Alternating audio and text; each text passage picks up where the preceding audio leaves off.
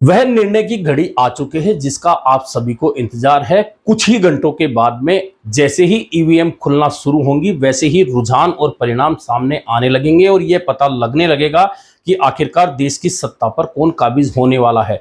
बहुत लंबे लगभग 2 महीने लंबा चुनाव चलने के बाद में एग्जिट पोल भी आ चुके हैं। एग्जिट पोल में वही आंकड़े हैं जिनका अंदाजा लगाया जा रहा था कि जो हकीकत के कभी भी नजदीक नहीं पहुंचते हैं। सारे एग्जिट पोलों ने किसी भी तरह से एनडीए को 400 के पार कराने में कोई कसर नहीं छोड़ी, जिसे हकीकत में मानने को कोई तैयार भी नहीं है। खैर, यह एग्जिट पोल पर 2 दिन चर्चा हो चुकी है। अब क्योंकि परिणाम आने में सिर्फ कुछ ही घंटों का समय बचा है और 4 जून यानी कि 15-16 घंटों के बाद में आपके सामने रुझान और परिणाम आना शुरू हो जाएंगे। लेकिन इन सब चीजों को छोड़ दें तो अब राजस्थान पर चर्चा करना जरूरी है, क्योंकि राजस्थान की 25 सीटों पर इस बार जो चुनाव हुआ है बड़ा अलग हटकर चुनाव हुआ है। और इसमें भले ही भाजपा 25-0 के दावे करे और कांग्रेस 12 से ज्यादा सीटें जीतने के दावे करे, दावे दोनों के सच नहीं होने वाले। लेकिन आखिरकार सच होगा क्या, राजस्थान की स्थितियां क्या रहने वाली 25 सीटों पर, तो इस पर चर्चा जरूर होनी चाहिए। अब इस पर चर्चा करें तो भाजपा आखिरकार कितनी सीटें हाईएस्ट जीत सकती है और कांग्रेस कहां तक पहुंच सकती है, इंडिया गठबंधन कहां तक पहुंच सकता है, इस बात पर चर्चा जरूर की जानी चाहिए। तो सबसे पहले चर्चा करें तो भाजपा का आंकड़ा 16-17 सीटों के आसपास जाकर ठहरता लग रहा है इस बार, क्योंकि 25-0 तो किसी भी स्थिति में नहीं हो रही, क्योंकि एग्जिट पोल भी 3 से लेकर 7 सीटें तक इंडिया गठबंधन के खाते में दे चुके हैं, जो कि पूरे देश में भाजपा को आगे रखना चाह रहे हैं। ऐसे में यह तो निश्चित है कि कांग्रेस इस बार खाता ही नहीं खोल रही, बल्कि अच्छी खासी संख्या में सीटें भी जीत रही है। वहीं भाजपा का नुकसान हो रहा है, यह भी तय है। लेकिन फिर भी भाजपा कहां कहां जीतती नजर आ रही है, इस पर बात करते हैं। तो भाजपा का जयपुर शहर, जयपुर ग्रामीण, अलवर, बीकानेर, अजमेर, राजसमंद, उदयपुर, चित्तौड़गढ़, झालावाड़, जोधपुर और पाली जीतना बिल्कुल तय माना जा रहा है कि यह वह 11 सीटें हैं जिस पर भाजपा हारने नहीं जा रही, यानी कि यह 11 सीटें सीधे सीधे भाजपा के खाते में जा रही है। अब कांग्रेस के खाते में कौन सी सीटें जा रही हैं, तो कांग्रेस चूरू, झुंझुनू, बाड़मेर, दौसा, टोंक, सवाई माधोपुर, करौली, धौलपुर सीटें ऐसी हैं जो सीधे सीधे कांग्रेस के खाते में जाती हुई नजर आ रही हैं, कांग्रेस जीत रही है। और इंडिया गठबंधन की बात करें तो 2 सीटें नागौर में आरएलपी जो इंडिया गठबंधन का दल है, वहीं सीकर में माकपा जो इंडिया गठबंधन का दल है जीतता नजर आ रहा है। इसके अलावा जो सीटें कांटे के मुकाबले में है वे है कोटा, भीलवाड़ा, जालोर, गंगानगर, भरतपुर और बांसवाड़ा, यानी कि यह 6 सीटें हैं। इनमें से अधिकांश सीटें हालांकि भाजपा मजबूत है, फिर भी अगर कहीं छोटा मोटा उलटफेर हुआ, 1-2% वोटों का स्विंग भी हुआ, तो परिणाम इन 6 सीटों में बदल सकते हैं। अब भाजपा को लेकर बहुत ज्यादा चर्चा इसलिए लोग नहीं करना चाहते क्योंकि भाजपा तो जीत ही रही है, लेकिन कांग्रेस क्यों जीत रही है इस पर चर्चा जरूर करना चाह रहे हैं कि आखिरकार ऐसा कांग्रेस ने क्या किया कि इस बार कांग्रेस इतनी सीटें राजस्थान में जीतने में सफल हो रही है। तो सबसे पहले तो कांग्रेस ने विधानसभा चुनाव वाली बात करें तो विधानसभा चुनाव का भी इसमें अहम रोल इसलिए माना जा सकता है कि विधानसभा चुनाव में इस बार 2018-2023 की तुलना की जाए तो कांग्रेस के खाते में और भाजपा के खाते में कितना कितना वोट शेयर हुआ, यह बड़ा महत्वपूर्ण है। कांग्रेस ने 2018 के मुकाबले 2023 में ज्यादा वोट हासिल किया मत प्रतिशत के हिसाब से।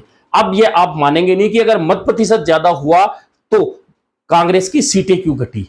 दरअसल सीटें इसलिए घटी कि कांग्रेस के वोटों का बंटवारा अलग अलग जगह, अलग अलग जिलों में, छोटे दलों में चला गया या निर्दलीय में चला गया, और यही कांग्रेस के घाटे का कारण रहा।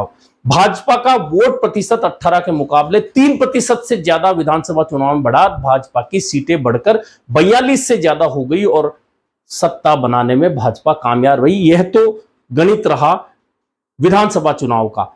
अब बात करें लोकसभा चुनाव में, क्योंकि कांग्रेस विधानसभा चुनाव में 11 लोकसभा क्षेत्रों में आगे रही थी, पहला कारण तो यह है। दूसरा, जातिगत जो समीकरण है, इस बार कांग्रेस का परंपरागत जो वोट बैंक हुआ करता था राजस्थान में, उनमें से जाट एक तरफा, इस बार एक तरफा बोला जाता है। अगर 70% से वोट किसी जाति का किसी पार्टी के पक्ष में जाता है तो एक तरफा ही माना जाता है। वहीं एससी एसटी बड़ी संख्या में इस बार कांग्रेस के साथ लौटा है, जो परंपरागत वोट था।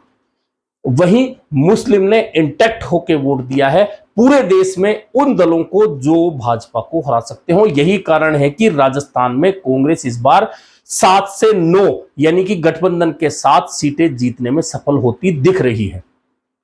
लेकिन चर्चा उन सीटों की जाए जो इंटरेस्टिंग है, लोगों का इंटरेस्ट वहां है। सबसे बड़ा इंटरेस्ट चूरू का है। चूरू में राहुल कसवा कांग्रेस के उम्मीदवार हैं, जो भाजपा के सांसद थे, लेकिन विधानसभा चुनाव में राजेंद्र राठौड़ वर्सेज कसवा परिवार में जो खटास आई, उसके बाद राहुल कसवा का टिकट कटवाया गया और राहुल कसवा ने कांग्रेस का दामन थामा और वे उम्मीदवार बन गए। वहीं भाजपा ने देवेंद्र झाझड़िया, जो पैरालंपिक के खिलाड़ी हैं, उन्हें टिकट दिया। यहां चुनाव फिर वैसा एक विधानसभा चुनाव में राजेंद्र राठौड़ वर्सेज हुआ है। और एक टीवी एग्जिट पोल में मैं एक टिप्पणी सुन रहा था, बड़ी इंटरेस्टिंग टिप्पणी थी कि विधानसभा चुनाव में चूरू में इसलिए भाजपा हार गई क्योंकि राहुल कसवा के खिलाफ एंटी इनकम्बेंसी थी। अगर ऐसा होता तो राजेंद्र राठौड़ चुनाव नहीं हारते। इसका कारण यह है कि कसवा परिवार और राजेंद्र राठौड़ के बीच कभी मित्रता नहीं रही, भले ही दोनों भाजपा में रहे हों। हां, ऊपरी दखल की वजह से दोनों परिवारों में अंडरस्टैंडिंग इतनी रही कि कभी एक दूसरे के खिलाफ टिप्पणी नहीं करते थे चुनाव के दौरान या चुनाव के बाद या चुनाव से पहले। लेकिन पहली बार इतनी खटास हुई कि टिप्पणियां भी हुई और राहुल कसवा का टिकट भी कटाया गया। यहां परंपरागत वोट कांग्रेस का जो विधानसभा चुनाव में उसकी जीत का आधार बना, वह तो राहुल कसवा के खाते में जाता दिख ही रहा है। वहीं मुस्लिम और एससी वोट का इंटैक्ट होकर कांग्रेस के पक्ष में जाना दिखा रहा है कि राहुल कसवा यहां काफी मजबूत स्थिति में है। इसके अलावा जो चर्चा है जिस सीट की, वह सीट है बाड़मेर। अब बाड़मेर में रविंदर सिंह भाटी को लोग मजबूत बता रहे हैं। निश्चित तौर पर रविंदर सिंह भाटी ने बहुत अच्छा चुनाव लड़ा है, बहुत अच्छा माहौल बनाया, लेकिन जीत के लिए 7 लाख वोट जुटाना बड़ा आसान काम नहीं होता, क्योंकि परंपरागत वोट जो पार्टी का होता है वह पार्टी के खातों में ही जाता है। निर्दलीय उम्मीदवार वही जीत पाता है जो पूरी पार्टी को खुद के साथ लेकर चला जाए। ऐसे में कांग्रेस वहां क्यों मजबूत है, इसका एक कारण है कि आरएलपी से 2 बार विधानसभा चुनाव में बायतू से दूसरे नंबर पर बहुत नजदीकी मुकाबले में रहे उम्मीदवार राम बेनीवाल कांग्रेस में शामिल हुए, और शामिल भी हरीश चौधरी ने करवाया, जो खुद बायतू में उनके सामने कांग्रेस उम्मीदवार होते थे। एक कारण तो यह है कि दूसरा जातिगत जो स्थितियां वहां की है, उसके अंदर जाट, मुस्लिम और एससी का वोटर लगभग एक तरफा कांग्रेस के पक्ष में खड़ा था। यह मोहर इसलिए लग रही है कि जिस दिन मतदान था उस दिन जिस तरह से एससी की गांव ढाणियों में रविंदर सिंह भाटी के लोगों पर आरोप लगा कि वे लोगों को वोट डालने नहीं जाने दे रहे, इससे मोहर लग गई कि एससी का वोट सीधे सीधे कांग्रेस के पक्ष में मतदान कर रहा था। अब रविंदर सिंह भाटी के लिए लोग कह रहे हैं कि उन्हें मुस्लिम वोट डाला गया है, लेकिन यह बात इसलिए नहीं मानी जा सकती क्योंकि जिस शिव विधानसभा क्षेत्र से रविंदर सिंह भाटी विधायक बने हैं, वहां उनका मुकाबला मुस्लिम उम्मीदवारों से हुआ था। वो 2 मुस्लिम, एक कांग्रेस और एक कांग्रेस के बागी, दोनों मिलाकर 1,30,000 से ज्यादा वोट लेकर गए थे। अब अगली बार भी चुनाव होना है तो कांग्रेस का टिकट तो मुस्लिम के खाते में ही जाना है। ऐसे में मुस्लिम हमेशा वहां वोट डालता है जहां भाजपा चुनाव हारने की स्थिति में कौन उम्मीदवार उसे हराने वाला है। यह पूरे देश की स्थिति, हालांकि 2019 के लोकसभा चुनाव में ऐसा नहीं था क्योंकि भाजपा ने मुस्लिम वोटर पर इतना हमला बड़ा नहीं किया था, लेकिन इस बार पूरे चुनाव के दौरान और चुनाव से पहले जिस तरह मुस्लिमों के खिलाफ वातावरण बनाने का प्रयास हुआ, वह पूरे देश में इसका असर गया। यही बाड़मेर में भी कारण रहा जिससे कि मुस्लिम, एससी और जाट वोट एक तरफा कांग्रेस के खाते में गए, वहीं मूल ओबीसी भाजपा के खाते में गई। ऐसे में रविंदर सिंह भाटी का चुनाव अच्छा तो माना जा सकता है, लेकिन सीट कांग्रेस के खाते में जाएगी यह तय माना जा रहा है। इसके अलावा कांग्रेस 200 सीट 100% जीत रही है, इसमें कोई शक नहीं है। अब अन्य सीटें जो मुकाबले की हो, जिन पर चर्चा है, जालोर सीट। जालोर चूंकि पूर्व मुख्यमंत्री अशोक गहलोत के पुत्र जोधपुर छोड़कर जालोर सिरोही चले गए और जालोर सिरोही प्रतिष्ठा की सीट अशोक गहलोत के लिए बन गई। उन्होंने पूरा समय भी वहीं दिया और समय दिया। इसके अलावा वहां जो माली मतदाता है परंपरागत रूप से हमेशा भाजपा का वोट रहा है, लेकिन चूंकि इस बार वैभव गहलोत चुनाव लड़ रहे थे तो उसका अधिकांश हिस्सा अब भाजपा से टूटकर कांग्रेस के पक्ष में नहीं, वैभव गहलोत के पक्ष में गया। अब राजपूत समाज का वहां बहुत महत्वपूर्ण रोल है। राजपूत समाज ने कांग्रेस के पक्ष में मतदान करने की बात भी की है, भाजपा के खिलाफ कसम भी खाई है, लेकिन मतदान के बाद जो स्थिति पता चली, राजपूत समाज ने वोट कम प्रतिशत में डाला है, लेकिन कांग्रेस के हिस्से में उसमें कितना गया है यह देखना महत्वपूर्ण होगा। वहीं राजपुरोहित समाज को लेकर भी कहा जा रहा है कि उसका एक हिस्सा जो भाजपा के साथ हमेशा होता था वह भी कहीं ना कहीं कुछ कांग्रेस के हिस्से में गया, लेकिन अब रैबारी और देवासी समाज ने कितना वोट कांग्रेस के खाते में डाला है, क्योंकि पिछली बार देवासी समाज के उम्मीदवार रतन देवासी भाजपा से हारे थे। अगर उस समाज ने कांग्रेस का साथ दिया तो वैभव गहलोत जीतकर संसद पहुंच सकते हैं, अन्यथा बहुत नजदीकी मुकाबले में उनकी हार हो सकती है। एक सीट कोटा है जहां बहुत रोचक मुकाबला है। लोकसभा अध्यक्ष और भाजपा उम्मीदवार ओम बिड़ला, उनके सामने भाजपा छोड़कर कांग्रेस में आने वाले प्रहलाद गुंजल हैं।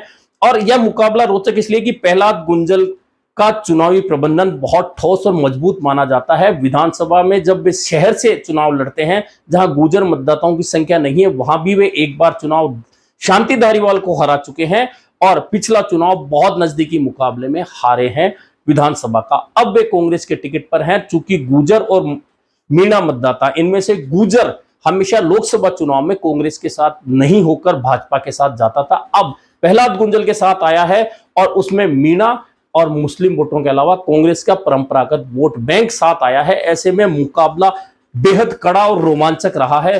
अगर कांग्रेस का परंपरागत वोट में कहीं भीतरगात नहीं हुई है तो निश्चित मानिए उस सीट पर प्रहलाद गुंजल चुनाव जीतकर लोकसभा पहुंचने वाले हैं। अब जयपुर ग्रामीण सीट की भी चर्चा होती है, जहां भाजपा ने राव राजेंद्र सिंह को और कांग्रेस ने नए उम्मीदवार अनिल चोपड़ा, जो विश्वविद्यालय के अध्यक्ष रहे हैं राजस्थान में, उनको टिकट दिया। यह सीट जिस तरह से अशोक गहलोत की प्रतिष्ठा जालोर सिरोही से जुड़ी है, वैसी ही प्रतिष्ठा सचिन पायलट की जयपुर ग्रामीण से जुड़ी है। वह इसलिए कि यह एकमात्र लोकसभा सीट है राजस्थान की जहां सचिन पायलट ने 5 से ज्यादा दौरे किए, सभाएं की, और उनके समर्थक तमाम लोग जो जयपुर और आसपास के हैं जयपुर ग्रामीण में प्रयास कर रहे थे अनिल चोपड़ा के लिए। लेकिन मतदान के बाद की स्थिति बहुत स्पष्ट है कि यहां भाजपा जातिगत और परंपरागत वोटों में इतनी मजबूत है कि लगता नहीं है कि कांग्रेस किसी एक भी विधानसभा क्षेत्र में कहीं बढ़त लेने की स्थिति में आती दिख रही हो। यानी कि यहां भाजपा की जीत इसलिए भी सुनिश्चित है कि झोटवाड़ा और फुलेरा 2 विधानसभा क्षेत्र ऐसे हैं जो इतनी बड़ी बढ़त भाजपा को दे देते हैं कि उसे पाटना कांग्रेस के लिए बाकी 6 विधानसभाओं में बस की बात नहीं रह जाती और वहां हमेशा कांग्रेस हार जाती है। परिसीमन के बाद से बने हुए माहौल में एक बार छोड़कर एक बार कांग्रेस यहां 50,000 वोटों से जीती थी, इसके अलावा हमेशा बड़े अंतराल से चुनाव हारती रही है।